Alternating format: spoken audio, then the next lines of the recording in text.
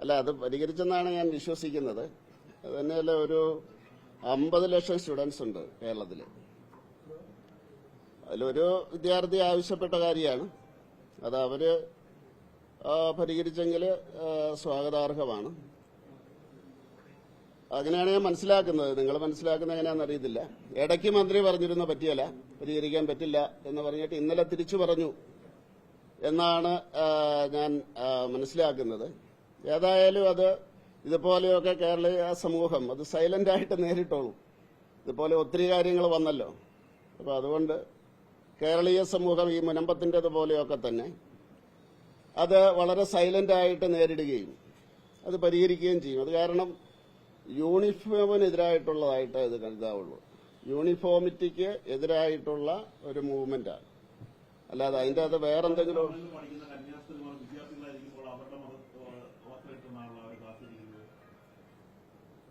ഈ എന്നെ പഠിപ്പിച്ച ടീച്ചർമാരൊക്കെ മുണ്ടെടുത്തോണ്ടാവുന്നത്. അവര് സ്കൂൾ യൂണിഫോം ഇട്ടോണ്ടല്ല ടീച്ചേഴ്സ് വന്നത്. ടീച്ചേഴ്സ് വന്നതേ എന്റെ സ്കൂളിലെ ടീച്ചേഴ്സ് ആരും സ്കൂൾ യൂണിഫോം ഞങ്ങളിടുന്ന പോലെ ഇട്ടോണ്ടല്ല വന്നത്. അവര് മുണ്ടെടുത്തോണ്ട് വന്നു. ഞങ്ങളത് മാറ്റണം എന്ന് ആവശ്യപ്പെട്ടില്ല. എനിക്കറിയത്തില്ല നിങ്ങളുടെ കാലത്ത് എങ്ങനെയാണെന്ന് എനിക്കറിയത്തില്ല. അപ്പൊ അതുകൊണ്ട് അത് തന്നെയല്ല, ഇനി ഇങ്ങനെയുള്ള ഏടാകൂടങ്ങള് കൊണ്ടുവരാനാണ് തീരുമാനമെങ്കിൽ ആർക്കെങ്കിലും, കാരണം നിരോധിത ഭീകര സംഘടനയാണ് അതിന്റെ മുന്നിൽ പ്രവർത്തിച്ചതെന്ന് അറിയാം.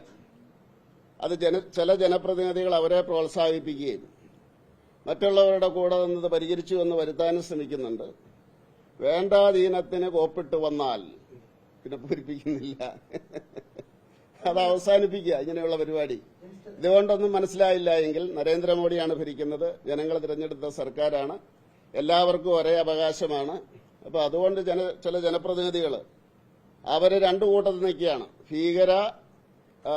നിരോധിത ഭീകര സംഘടനയുമായിട്ട് ബന്ധപ്പെട്ടവരെ കൂട്ടി നിങ്ങൾ പൊക്കോ ഞാൻ പരിഹരിച്ചോളാം എന്ന് പറഞ്ഞിട്ട് മറ്റവരോടും ചെന്നിട്ട് ഞാൻ പരിഹരിക്കുന്നു എന്ന് പറഞ്ഞുകൊണ്ട് പിന്നെ സംഘപരിവാറിന്റെ നേരെ കുതിര കയറുന്ന ചില ആൾക്കാരുണ്ട്. അതുകൊണ്ടാണ് ഞാൻ പറഞ്ഞത്, വേണ്ടാധീനത്തിന് കോപ്പിട്ട് വന്നാൽ ഇങ്ങനെയുള്ള കാര്യത്തിൽ ഇതിന്റെ അകത്ത് മതമൊന്നുമില്ല.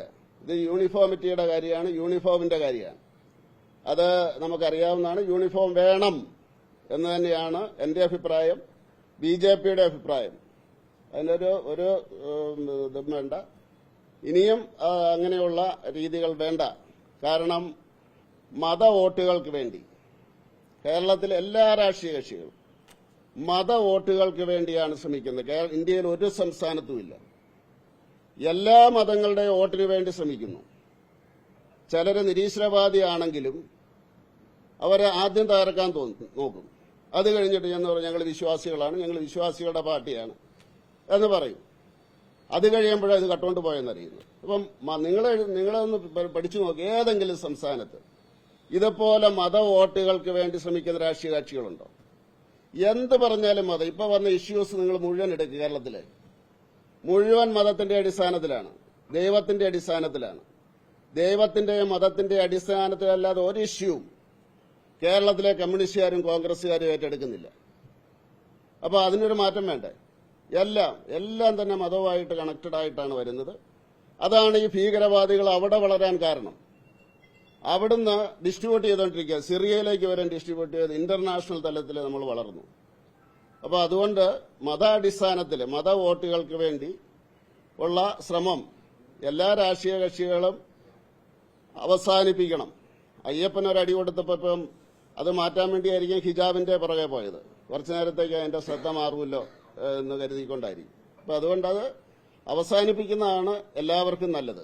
നമുക്ക് ഇഷ്യൂവിന്റെ പേരിൽ, വികസനത്തിന്റെ പേരിൽ മുന്നോട്ട് പോകാം. വികസന കാര്യത്തിൽ എന്ത് ചർച്ചയ്ക്കും തയ്യാറാണ്. ഏത് വികസന കാര്യം പറഞ്ഞാലും അതിന് മറുപടി പറയാൻ തയ്യാറാണ്. വികസനമാണ് വേണ്ടത്. ലോകം മുഴുവൻ വികസിക്കുകയാണ്, മറ്റ് സംസ്ഥാനങ്ങൾ വികസിക്കുകയാണ്, നമ്മുടെ ചെറുപ്പക്കാർ നാട് വിട്ടുപോവുകയാണ്. എല്ലാവർക്കും അറിയാവുന്ന കാര്യമാണ്. അപ്പൊ അതുകൊണ്ട് മതത്തിന്റെയും വിശ്വാസത്തിന്റെയും അടിസ്ഥാനത്തിലുള്ള വോട്ടുപിടുത്തം അത് അവസാനിപ്പിക്കുന്നതാണ് നല്ലത്. അല്ലെങ്കിൽ ഇനിയും അയ്യപ്പനെ പോലെ ദൈവങ്ങൾ അടി കൊടുക്കും. അപ്പൊ വീണ്ടും മനസ്സിലാവും.